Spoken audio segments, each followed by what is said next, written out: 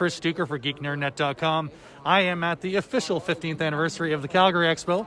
I am sitting here with Brenda Hickey. Hello, Brenda. Hey, Chris. How is it going? Oh, it's going great. We all woke up from our 2-year slumber, and here we are in a 4-day con. It's pretty great. And, we just chatted, obviously, before we start recording here. You've been working on Aggretsuko. Jump right into that. Talk about that. And for people that don't know, I didn't know, and it sounds really cool. So Yeah, for sure. Aggretsuko is a Netflix original show, by the creators of Hello Kitty, Sanrio. So, it was actually, I was at an Edmonton Fan Expo, I think, before the lockdown and everything happened, where I was contacted by the editor being like, we've got this property through Oni Press. Would you be interested in doing the pages?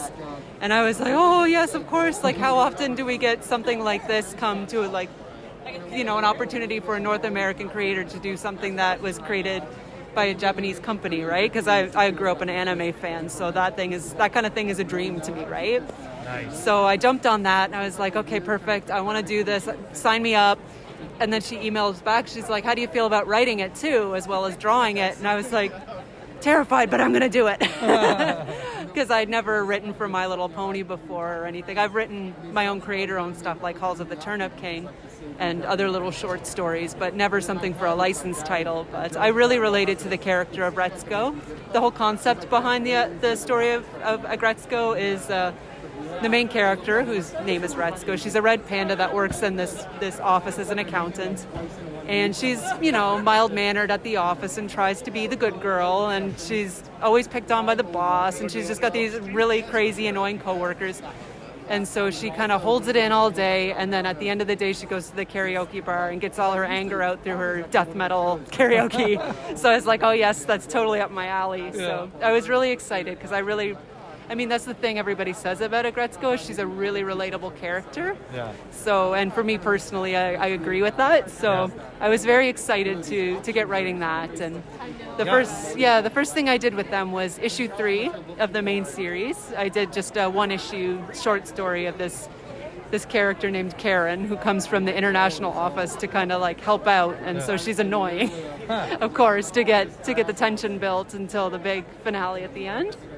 And they liked that so much. I was really happy. Sanrio was very happy. The editors at Oni were happy. So they were like, okay, next thing we're going to do with this is start just doing full original graphic novels. So how do you feel about doing a full 70-page graphic novel? And I was like, sign me up. I'll do it.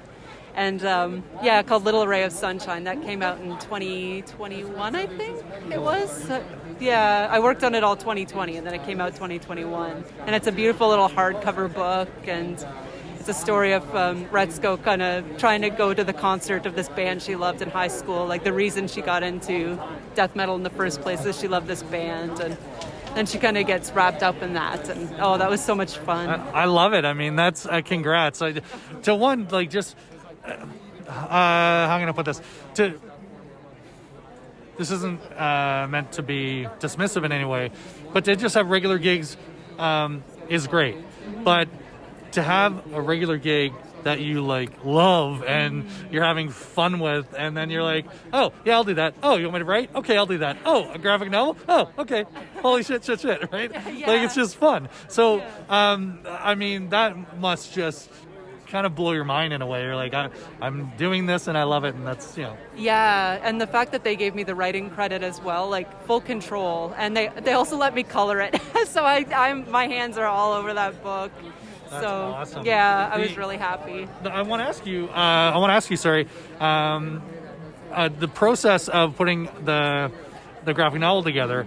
I can imagine it's your everyday. From start to finish, submitting final pages, not print, but from start to finish, how long did that take you? That's a good question. It's hard to say because the writing process was kind of loose in the beginning, and then when I started getting the hard deadlines, then I started to shape up a bit. But I feel like I started it May 2020 and wrapped it up January 2021. I feel like that's that's the best timeline I can give, I guess. Yeah. No, that's very cool. Yeah. Okay, so So Troy Little, it's the mask. Him to pick him up after himself. He's always littering. It's been 2 years. Holy shit! No, I know. Oh my God! I'm feeling it too. I'm tripping over my tongue as well. I can't even talk. Well, anyway, that's gonna stay in. Sorry, Troy. So your partner Troy is not here at this show, and I've interviewed the two of you many times before this. Talk about the new project you just launched. You guys just launched on Kickstarter earlier this week. Yeah, we're. This is our, like, Troy and I. We've both been doing comics forever. We love the medium so much, and it's really great because we have a similar mindset about the medium and what we want to get out of it, like the creator-owned stuff and the really. Experimenting with the medium and trying new things and doing different styles. So we would talk about, we need to do a collaboration. This only makes sense. We got to do that someday. And so we came up with a couple little ideas, and as we were driving back and forth to different places, or if we were going on our way to conventions and on the plane, we just maybe like bounce ideas back together. And we came up with this idea, like, why not a haunted house story that takes place in 2 different timelines? That would be really cool.